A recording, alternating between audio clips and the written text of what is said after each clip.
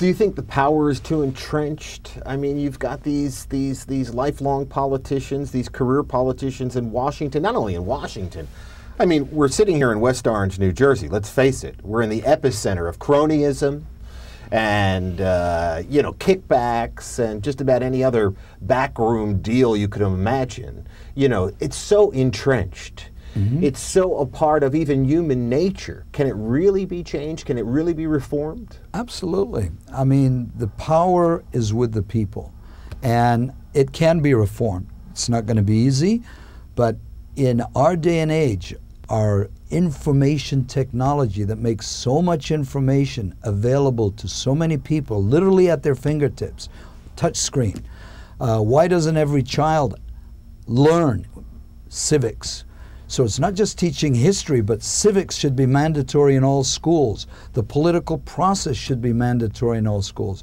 What has happened to the education system is Americans have been dumbed down, and deliberately so by the career politicians. So most Americans don't know their rights. You really feel that? Absolutely. Deliberately Absolutely. so. I have no doubt about it. Having worked in the system and the process, as I said, both on the Democratic Party and the Republican, I've seen how the system has dumbed down people. Let's take the No Child Left Behind policy.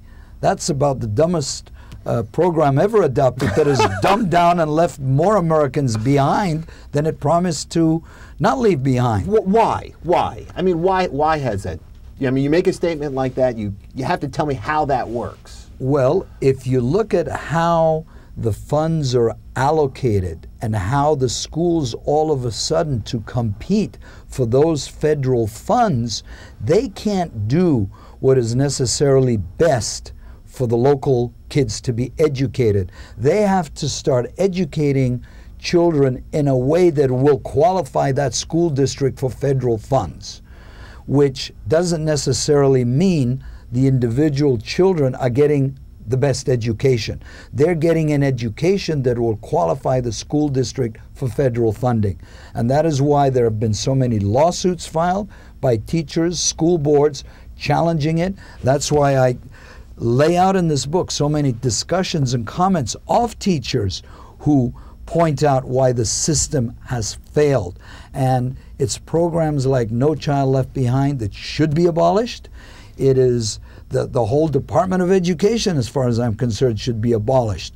And that education should be brought back to the states, to the local levels. Let local taxpayers decide how their tax dollars are going to be spent educating their children, our children, and not having the money being dictated by some bureaucrats in Washington that decide they're going to adopt a universal program that is applied the same way in a New York City or New Jersey as it is in Appalachia or any place else. Yeah. It doesn't work. It doesn't work. It doesn't make any sense either. It doesn't. But when you use a word like deliberate, when you, in a sentence that the educators or the people in Washington are deliberately dumbing down the American people, that's an extremely emphatic statement. And again, I'm not sure what you mean by that. Well, because that implies some sort of, some nefarious, I don't know, scheme of some sort. Well, let's look at the facts. Let's look at the facts. I mean, why is it that America, this great democracy, is the only democracy that only has two parties? All right, you look at any other democracy, they have several parties, they have proportionate representation. People who vote actually vote for the candidate. You have a system here in an electoral college. What most people don't realize, what they're actually voting for is an elector who may or may not vote the will of the people. So you have an electoral college.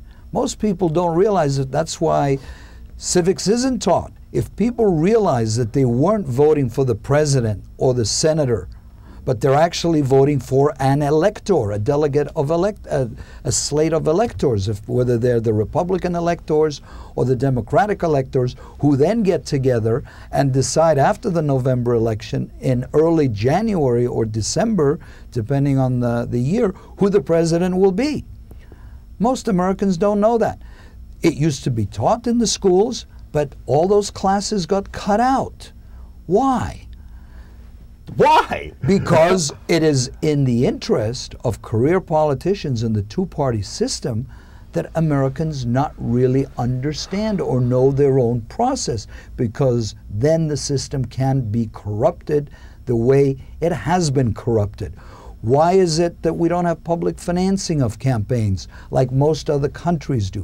Why is it that we don't have financial limitations on how much can be spent on an election? Why is it that we don't have the media basically allocate public service announcements or the equivalent to campaigns? Why is it that everything has to be paid for by money that can only be contributed by the wealthy? I mean, you look at what it takes to get elected today. There's only one way that that can be done. You've got to get money from the corporate interests, wealthy individuals who are giving you the money for a reason. You owe them. You are indebted to them. And then if you want to run for re-election, you've got to go back to them. And that is not what America is meant to be. That is not the system or the process that was set up by the Founding Fathers.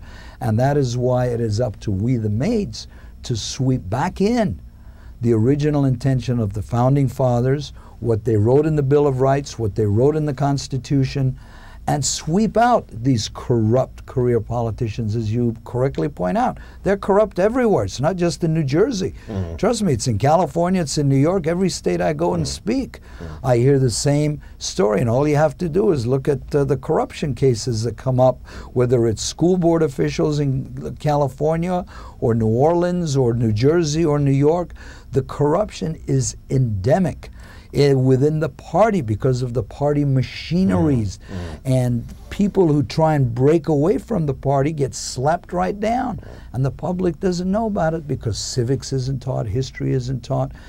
And if people knew what their rights were, which starts with knowledge and education, they would sweep them in very, very quickly. Peter DeGrassel, sir. It's a pleasure, Jay. Would you come back next week? I'd love to. And talk a little bit. Anytime, Jay. Yeah, absolutely. let's talk about the book. Let's mention the title of the book again. It's Custom-Made Knowledge. If you don't mind, I'm just going to put it up here. M-A-I-D. Yeah, it's a wonderful book and a wonderful author. Custom-Made Knowledge. We've been talking to the author of this book, Peter DeGrassel. He's going to come back next week.